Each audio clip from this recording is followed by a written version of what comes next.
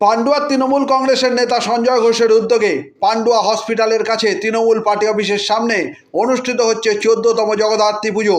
এই পুজোর উদ্বোধন করেন সপ্তগ্রামের বিধায়ক তপন দাশগুপ্ত। উপস্থিত ছিলেন সঞ্জয় ঘোষ সহ তৃণমূল কংগ্রেসের অন্যান্য সদস্যরা। 4 দিন ধরে চলবে নানাবিধ অনুষ্ঠান।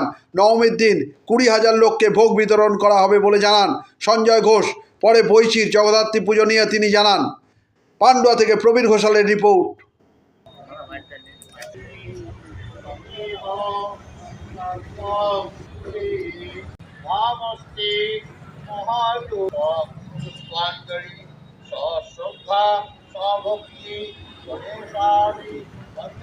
পান্ডুয়া বৈশি শ্রী শ্রী জগদ্ধাত্রী পুজো কেন্দ্রীয় কমিটির আওতায় 30টা পুজো হচ্ছে এবং এত সুন্দরভাবে কেন্দ্রীয় কমিটি যেভাবে প্রত্যেকটা বারোয়ারি এবং ক্লাবকে নিয়ে এত সুন্দরভাবে পুজো করছে, তার জন্য আমি পান্ডুয়ার একজন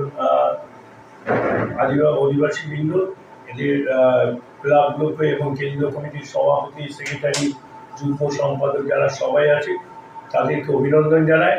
এবং গত বছরের থেকে এবছর যেগুলো পুজোগুলো হচ্ছে খুব সুন্দর এবং আশা করি আমি সমগ্র অধিবাসীবৃন্দ বিভিন্ন জায়গা মানুষকে বলবো বলছি জগদ্ধাত্রী পুজো দেখতে আসুন। মণ্ডপ ভালো এবং প্রতিমার প্রত্যেকটা আপনার দর্শন করুন এবং অপরকে দর্শন করার সুযোগ করুন।